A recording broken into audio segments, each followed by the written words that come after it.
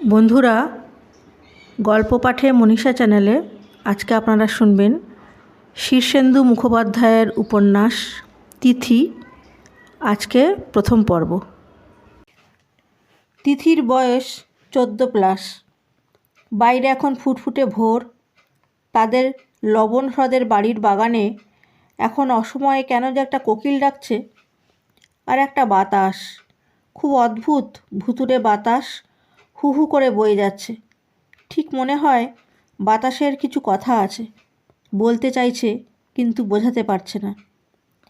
তিথি এই ভোরবেলাটিকে টের পাচ্ছে, শুনতে পাচ্ছে কোকিলের ডাক। বাতাসের ঝাপটায় তার ববকার চুল উঠছে, ঝাপটা মারছে। কিন্তু তিথির সমস্ত মন প্রাণ নিবদ্ধ একটা প্যাডের কাগজে লেখা কয়েক লাইন চিঠিতে। ঠিক চিঠিও নয়, তার বাবা বিপ্লব দত্ত বাংলা ভালো জানত না, লিখতে গেলে অজস্র বানান ভুল করত, তাই পারতপক্ষে বাংলা ব্যবহার করত না। একটু বেশি কোণাচে অক্ষর এবং ডান দিকে খুব বেশি হেলানো এক ধরনের ছাঁচ ছিল তার বাবার। এই হাতের লেখা চিনতে কোনো অসুবিধেই নেই তিথির। তার নিচে সেই মারাত্মক কয়েকটি line, nobody, absolutely nobody is responsible for my death. Life was all fun, it is funnier to take it away. I lived well, contented. Don't bother my family. Bye. বিপ্লব দত্ত। বাবার ইংরেজি সই খুব ভালো চেনে তিথি। পরিষ্কার সই, কোনো অস্পষ্টতা নেই। ঠিক যে ধরনের মানুষ ছিল তার বাবা, স্পষ্ট মানুষ। তবু কেন যে কেউ ঠিক মতন বুঝতে পারেনি লোকটাকে। বিপ্লব দত্ত মারা গেছে মাস দুয়েক আগে। তখন কোনো সুইসাইড নোট পাওয়া যায়নি, ফলে পুলিশ কিছু ঝামেলা পাকিয়ে তুলেছিল। সোমনাথ মামা এবং তার প্রভাবশালী বন্ধুরা লালবাজারকে নাড়া দিয়ে তবেই মৃতদেহ পুলিশ হেফাজত থেকে উদ্ধার করে আনে। তিথি ভোরের ফুটফুটে আলোয় কোকিলের ডাক আর বাতাসের শব্দ শুনতে শুনতে তার বাবার সুইসাইড নোটটার দিকে সম্মোহিতের মতো চেয়ে রইল। কপালের ওপর চুলের ঝটকা নেমে আসছে মাঝে মাঝে। সে কি বাবার ঈষৎ ভগ্ন কিন্তু গম্ভীর কণ্ঠস্বরও শুনতে পাচ্ছে? Life was all fun, it is funnier to take it away. Bye. এলিয়টের Old Possum's Book of Practical Cats বইটা এই ভোরে খুঁজে বের করার কোনোই প্রয়োজন ছিল না তিথির। কবিতা সে পড়েও না। 2 মাস বাদে আজই আবার ভোর রাত থেকে সে শুরু করেছিল তার ফিজিক্যাল ওয়ার্কআউট। প্রতিদিন সে অন্তত 2-3 মাইল দৌড়য়। 1 মাস বিরতির পর অবশ্য অর্ধেকও পারল না। উরু আর পায়ের ডিম ব্যথায় অবশ করে আনল, সঙ্গে একটা ক্লান্তি, হতাশা, ঘাম, বিরক্তি। মনে হচ্ছিল বৃথাশ্রম। বারান্দায় স্কিপিং করতে করতে মনে হচ্ছিল, বাঁদরের মতো লাফাচ্ছি কেন, কি হবে এসব করে।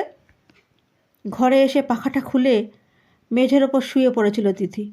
গরম লাগছিল ভীষণ, তাই মেঝের ঠান্ডাটা বড় ভালো লাগছিল তার। মেঝে শুয়েছিল বলেই দেখতে পেল বুককেসের একদম নিচের তাকে একখানা বই উল্টো করে রাখা। তিথি গোছানো মেয়ে, উল্টোপাল্টা পছন্দ করে না। মেঝের ওপরই গড়িয়ে গিয়ে সে বুককেস খুলে বইটা সোজা করে রাখতে গিয়ে দেখল একটা সাদা কাগজের কোণা উঁচু হয়ে আছে। টেনে বের করতেই তার চোখ স্থির হয়ে গেল। এই আবিষ্কারের এখন আর কোনো মূল্য নেই। তার বাবার শরীর পঞ্চভূতে মিলিয়ে গেছে কবে। তবু তিথির যেন মনে হচ্ছিল সে তার বাবাকে স্পষ্টভাবে টের পাচ্ছে। বাবা যেন কাছেই, পাশেই। এবারই প্রায় সবাই নাস্তিক, কিংবা নাস্তিকও বলা যায় না, একটু হচপচ। ভগবান টগবান নিয়ে কেউ কিছু ভাবে টাবে না। ভূতটুত নিয়েও ইত্যাদি নিয়েও তারা কখনো মাথা ঘামায়নি। কিন্তু কি আশ্চর্যের বিষয়, বিপ্লব দত্ত মারা যাবার পরই এই বাড়ির আবহাওয়ায় কিছু একটা সঞ্চারিত হলো। কেমন থম ধরে গেল চারদিকটা। একটা ঘোর ঘোর ভাব ঘনিয়ে উঠল কি বাড়ির ভিতরে। প্রথম 2-4 দিন কেউ কিছু বলল না। কান্নাকাটি, শোক, আত্মীয় সমাগম ইত্যাদির পর সঞ্চারী একদিন ব্রেকফাস্টের সময় বলল, কাল রাতে আমার ভালো ঘুম হয়নি, and I heard somebody walking on the roof. আশ্চর্যের বিষয়, এই কথার কেউ কোনো প্রতিবাদ করল না, সবাই চুপ করে রইল। বিকেলে বুক্কা বলল, তোমাকে বলিনি মা, আই হিয়ার সামবডি কাফিং অ্যাট মিডনাইট। তিথির মা মিলি দত্ত কেমন যেন বিবর্ণ হয়ে বলল, ওসব কিছু নয়। এর বেশি বিজ্ঞানসম্মত ব্যাখ্যা মিলি দিতে চেষ্টা করল না। কিন্তু সবচেয়ে বেশি প্রতিক্রিয়া দেখা গেল বাসন্তীর। সে এবারই সবসময়ের কাজের লোক। সুন্দরবনের এই 22-23 বছর বয়সের যুবতীটি বেশ স্পষ্ট ভাষায় একদিন বলল, ও বৌদি, দাদাবাবু কিন্তু এখনও আছে। কাল দেখলুম দোতলার বারান্দার রেলিং ধরে দাঁড়িয়ে কে সিগারেট খাচ্ছে যেন। তখন রাত 2-2:30 হবে। মিলি খুবই দুর্বল গলায় বলল, বাসন্তী, এ বাড়িতে বাচ্চারা রয়েছে, ওসব কখনো বলবে না। তোমরা গাঁয়ের লোক, অনেক কিছুই বিশ্বাস করো, আমরা করি না। বাসন্তী আর উচ্চবাচ্য করল না তখনকার মতো, কিন্তু তারপর থেকে সে অন্য কৌশল নিল। কাজ করতে করতে সে স্বগতোক্তির মতন বলে যেতে লাগলো, এসব ঐশ্বর্যী কাণ্ড। এই তো স্পষ্ট শুনলুম দুপুরবেলা দাদাবাবুর ঘর থেকে খুটখাট শব্দ আসছে। আচ্ছা, মলিন তো আর কানা নয়, সেও তো রাতে উঠে বাইরে যেতে গিয়ে দেখেছে ছাদের ওপর থেকে ঝুঁকে কে চেয়ে আছে বাগানের দিকে। অপঘাত বলে কথা। এমনকি বাসন্তী কাজ ছেড়ে দেওয়ার হুমকি অবধি দিয়েছে মাঝে মাঝে। এ বাড়িতে কেউ ভূতে বিশ্বাস করতো না বা এখনও করে না, কিন্তু বিপ্লব দত্ত মারা যাওয়ার পর সকলেই একে একে কিছু সংকোচের সঙ্গে এবং নানা অমোঘ অজুহাতে ঘর বদল করে ফেলল। বুক্কা চলে এলো মায়ের ঘরে। হলঘরে বাসন্তী মেঝেতে আর সঞ্চারী সোফা কাম বেডে শুতে লাগলো। তিথিও ঘর বদলালো, তবে সেটা প্রতিবাদ হিসেবে। মৃত বাবাকে তার কোনো ভয় নেই। নিজের ঘর ছেড়ে সে চলে এলো একতলায় তার বাবার ঘরে, যে ঘরে তার বাবা আত্মহত্যা করেছে। মিলি রাগ করে বলল, এসব কি হচ্ছে তিথি? মোটেই ভালো নয়। আমি ভূত প্রেতে বিশ্বাস করি না, কিন্তু মানুষের মনের ইমপ্রেশন তার চারদিকের অ্যাটমসফিয়ারে থেকে যায়। তোমার নিজের দক্ষিণ খোলা ঘর থাকতে ও ঘরে যাচ্ছ কেন? তিথি উত্তর দেয়নি, কিন্তু মায়ের কথাও শোনেনি। গত 2 মাস তিথি এ ঘরে আছে একা। বাবার খাটে শোয়, বাবার টেবিলে লেখাপড়া করে, গভীর রাত অবধি জেগে থেকে ভাবে জন্মের কথা, মৃত্যুর কথা। সে পায়ের শব্দ বা কাশির আওয়াজ শোনেনি, সিগারেটের গন্ধ পায়নি, দেখেওনি কোনো ছায়ামূর্তিকে। গভীর রাতে সবাই ঘুমোলে ঘুমহীন তিথি সারা বাড়ি ঘুরে বেরিয়েছে ভূতের মতো, ছাদে, বারান্দায়, ঘরে ঘরে। কিন্তু আজ সকালে বিপ্লব দত্তের সুইসাইড নোটটার দিকে চেয়ে থেকে তার মনে হলো বাবা যেন খুব কাছে, আর এই যে ভুতুরে বাতাস আর কোকিলের ডাক, এর ভেতর দিয়ে তার বাবাই যেন কিছু বলতে চাইছে তাকে। বিপ্লব দত্ত মারা যাওয়ার পর কোনো সুইসাইড নোট আছে কি না তা তন্ন তন্ন করে খোঁজা হয়েছে, পাওয়া যায়নি। সোমনাথ মামা শেষ অবধি বিরক্ত হয়ে বলে ফেলেছিল, হি ওয়াজ এ ভেরি ইরেসপন্সিবল গাই। নিজের ফ্যামিলি হ্যারাসড হোক, এটাই কি চেয়েছিলেন উনি? কোনো ভদ্রলোক তা চায়? বিরক্ত মিলি দত্তও হয়েছিল, তবে সেটা প্রকাশ করেনি। কেন নোটটা তখন পাওয়া যায়নি তা ধীরে ধীরে আজ সকালে বুঝতে পারল তিথি। বাবা সবসময় একগাদা বই নিয়ে শুতে যেত রাতে, অনেক রাত অবধি পড়ত, ঘুম পেলে বেড সুইচ টিপে ঘুমিয়ে পড়ত। সকালবেলায় বিছানা থেকে বইগুলো সরিয়ে নিয়ে আবার বুক কেসে ভরত ঠিকে কাজের মেয়ে একা, অর্থাৎ একাদশী। সেদিনও তাই করেছিল। একা তো আর জানতো না বিপ্লব দত্ত কবিতার বইতে তার সুইসাইড নোট গুঁজে রেখে গেছে। সে যখন বিপ্লব দত্তর বিছানা থেকে বই সরায় তখন লোকটি যে মারা গেছে এ কথাও তার জানা ছিল না। বিপ্লব দত্ত রোজকার মতোই কাত হয়ে পাশবালিশ সরিয়ে শুয়েছিল। প্রায় 3 দিন ঘ্যানঘ্যানে বৃষ্টির পর সেদিনই পরিষ্কার আকাশে ভোরের রোদ দেখা দিয়েছিল। চমৎকার ছিল আবহাওয়া। সেদিন খবরের কাগজে খুন, জখম, দুর্ঘটনার খবর ছিল খুবই কম। সেদিন একটি বিরল দোয়েল শীষ শুনিয়ে গিয়েছিল। শিউলি গাছে শরতের প্রথম ফুল সেদিনই দেখেছিল প্রথম সঞ্চারী। মা, দেখে যাও শিউলি ফুল। বাবাহীন পৃথিবীতে 2 মাস কেটে গেল। কাটবে বলে বিশ্বাস ছিল না তিথির। নোটটা হাতে নিয়ে তিথি খুব ধীর পায়ে বারান্দায় আরও আলোর মধ্যে এসে দাঁড়ালো। বাঁকা জোরালো হাতের লেখা সুইসাইড নোটটার দিকে তাকিয়ে থেকেই সে শুনতে পেল বাগানের ফুলে ফুলে মৌমাছির শব্দ। গ্যারাজের ওপাশে রাজমিস্ত্রিরা একটা ঘর করেছিল টিনের। ঘরটা ভাঙা হয়নি আজও, অনেক অব্যবহৃত জিনিস পড়ে আছে। সেই ঘরে মৌমাছি চাক বেঁধেছে। বিপ্লব দত্ত রোজ ওই চাকটা দেখে আসতো গিয়ে। নরম রোদে দাঁড়িয়ে তিথি একটু ভাবল, মরবার আগে বাবার কি মনে হয়নি যে তিথি খুব কাঁদবে, তিথির বড্ড কষ্ট হবে?